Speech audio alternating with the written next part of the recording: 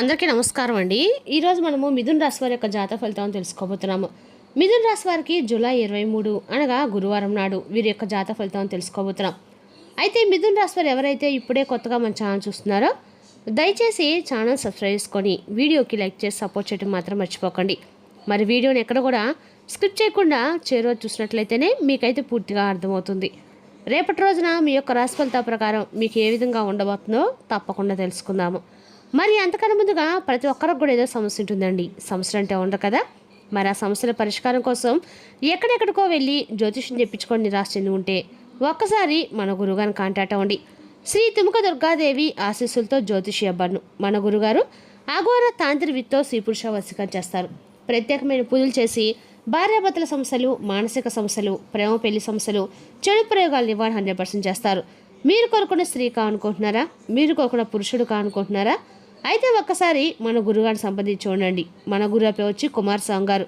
మీరు సంప్రదించిన phone number 9381918252. చాలా నమ్మకమైన గురుగారు.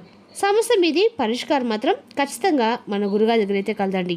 ఒక్కసారి నమ్మకంతో ప్రయత్నించండి. ఈ గురుగారి ద్వారా చాలామంది లబ్ధి పొందారు. మేము కూడా మాకున్న సమస్యల్ని ఈ గురుగారి ద్వారానే పరిష్కరించుకున్నాము. మీరు కూడా నమ్మకంతో సార్ ప్రయత్నించండి.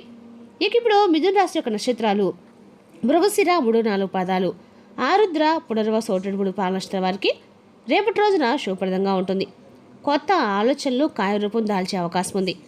మేధస్సుతో తీసుకున్న నిర్ణయాలు మంచి ఫలితాన్ని ఇస్తాయి. ఇక గ్రహబలాల ప్రకారము బుధగ్రహ అనుగ్రహం వల్ల తెలివితేటలు, వాక్చాతుర్యం పెరుగుతాయి. గురు ప్రభావం వల్ల పెద్దల ఆశీస్సులు, శుభవార్తలు అందే అవకాశం ఉంది. చంద్రుడి ప్రభావం వల్ల కుటుంబ సభ్యులతో అనుబంధం పెరుగుతుంది. ఇక ఆర్థిక వ్యవహారాల్లో జాగ్రత్తగా వ్యవహరిస్తే మంచి ఫలితం ఉంటుంది. ఇక రేపటి రోజున ఆరోగ్యం అంటే రేపటి రోజున గురువారము కావున శ్రీ మహావిష్ణువు, దత్తాత్రేయ స్వామి అలాగే మహాగణపతి ఆరాధన శుభప్రదంగా ఉంటుంది. ఇక రేపటి రోజున ఓం నమో నారాయణ మంత్రం కానీ, ఓం గురుదేవ దత్తాయ నమః కానీ, ఓం గం గణపతి నమః మంత్రం కానీ 100 నిమిషాలు జపించండి. విష్ణుమూర్తికి తులసిరాలు సమర్పించండి. విద్యార్థులకి పుస్తకాలు లేదా పేదలకు శనగపప్పు దానం చేయండి. పక్షులకి ధాన్యం వేయండి. గురువులు, తల్లిదండ్రుల ఆశీర్వాదం తీసుకోండి. ఇక రేపటి రోజున మిథున రాశి వారి యొక్క అదృష్ట సంఖ్యలు 3, 5. అదృష్ట రంగులు ఆకుపచ్చ, పసుపు. అదృష్ట దిశ ఉత్తరం దిశ. శుభ సమయము ఉదయం 9 నుండి 11 వరకు, సాయంత్రం 4 గంటల నుండి 5 వరకు అండి. ఇక రేపటి మిథున రాశి వారికి ఉద్యోగం, విద్య, వ్యాపారం, ఆర్థిక విషయాల్లో పురోగతి కనిపించే అవకాశం ఉంది. ప్రశాంతంగా తెలివిగా వ్యవహరిస్తే విజయాలు సాధించగలుగుతారు. గురువారము శ్రీ మహావిష్ణువు, దత్తాత్రేయ స్వామి, మహాగణపతి ఆరాధన చేయడం వల్ల మరింత శుభ ఫలితాలు ఖచ్చితంగా పొందుతారు. ఇక రేపటి రోజున మీ ఇంట్లో చాలా కాలంగా ఎదురు చూస్తున్న ఒక శుభ పరిణామం జరిగే సూచనలు అయితే కనిపిస్తున్నాయి. కుటుంబ సభ్యుల మధ్య ఉన్నటువంటి చిన్న చిన్న అపార్థాలు తొలగి రేపటి రోజున ఆనందకరమైన వాతావరణం ఏర్పడే అవకాశం ఉంది.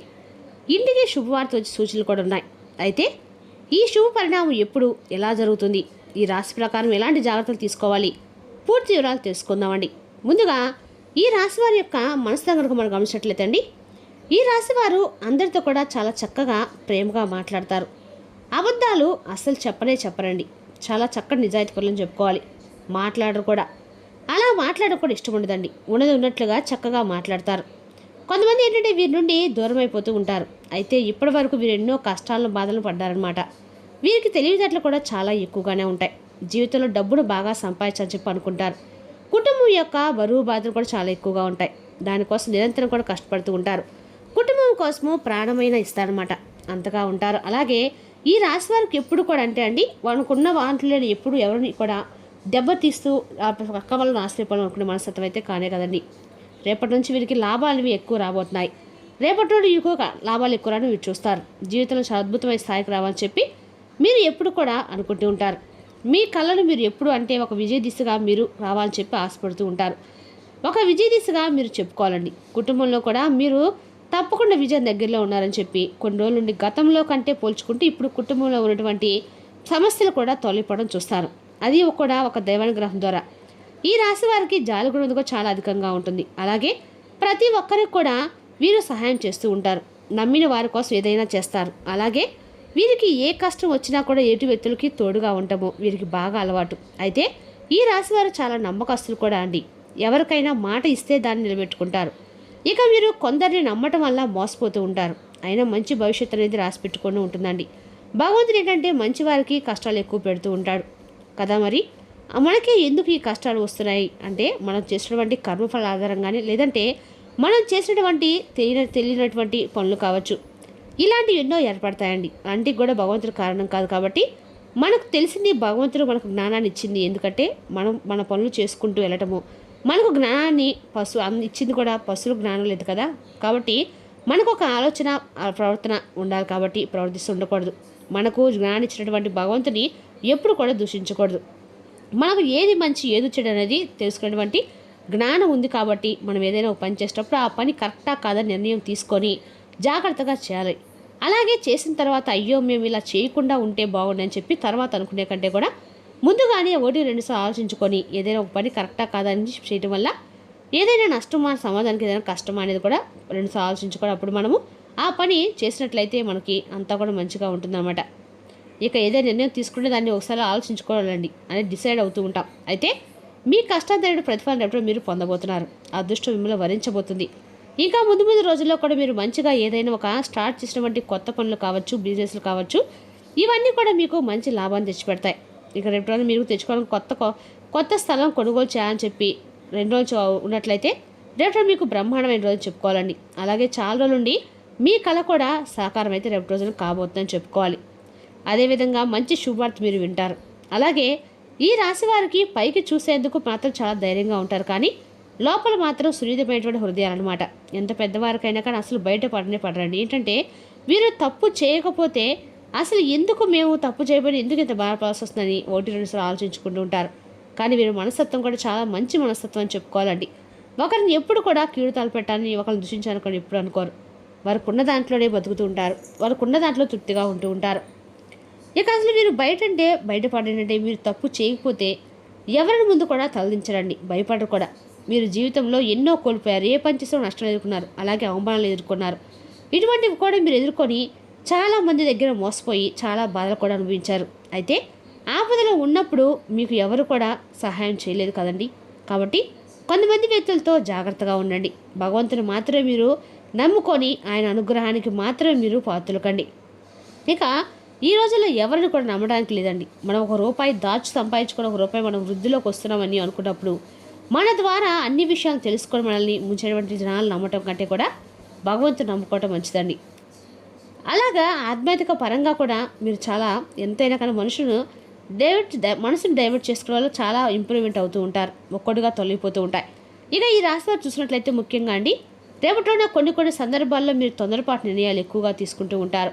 కాబట్టి రేపటి రోజున మీరు తొందరపాటు నిర్ణయాల్లో మీరు ఎక్కువగా ఇన్వాల్వ్ మాత్రం చూపకండి. దానివల్ల కొన్ని నష్టాలు మీరు ఎదురుగా తెచ్చుకున్న వారు అవుతారు. మంచి జీవితం ఉన్నా కూడా మీరుగా కొన్ని తొందరపాటు నిర్ణయాల వల్ల మీ జీవితం అనేది ఒక్కోసారిగా చెప్పలేనటువంటి పరిస్థితులు చేజారిపోతుంది.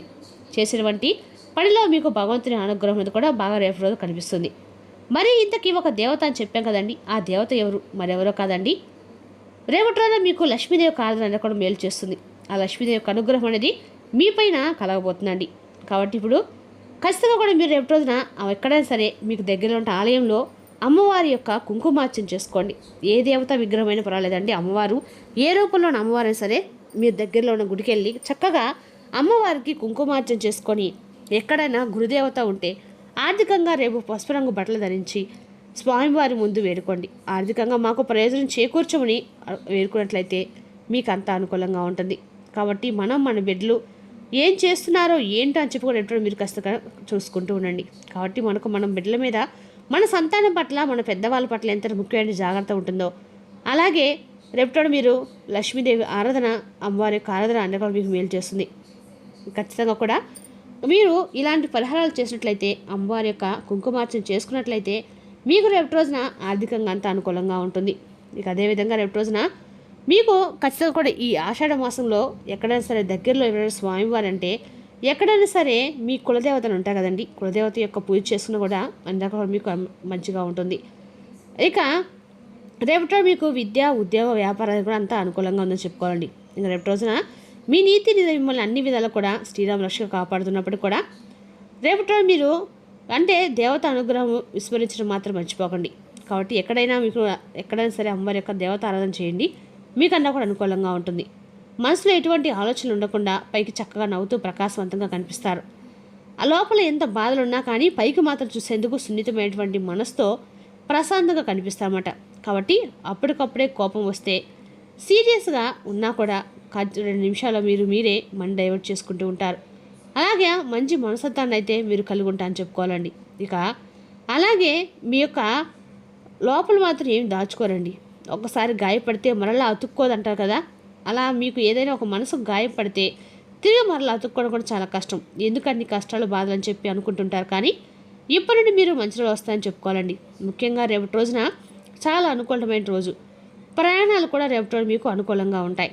అలాగే అదృష్టం అనేది కూడా మిమ్మల్ని వరిస్తూనే ఉంటుంది.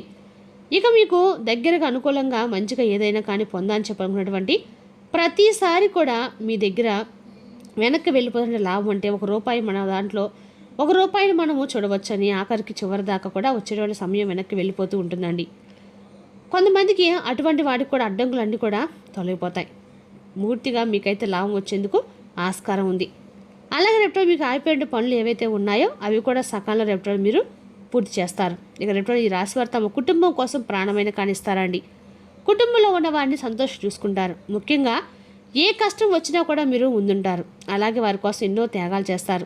ఇక ఈ రాశి వారు రేపటి రోజున తప్పకుండా కూడా చేసిన ముఖ్యమైన పని ఏంటంటే కనుక మీరు తులసి చెట్టు దగ్గర దీపం వెలిగించి 11 ప్రదర్శన చేసుకోండి. దానివల్ల అదృష్టం లభిస్తుంది.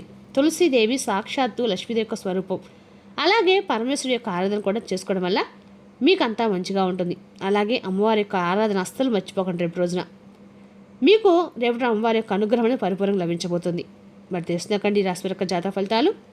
తిరిగి రేపు మరో వీడితో మళ్ళీ కలుసుకుందాం. Thank you for watching.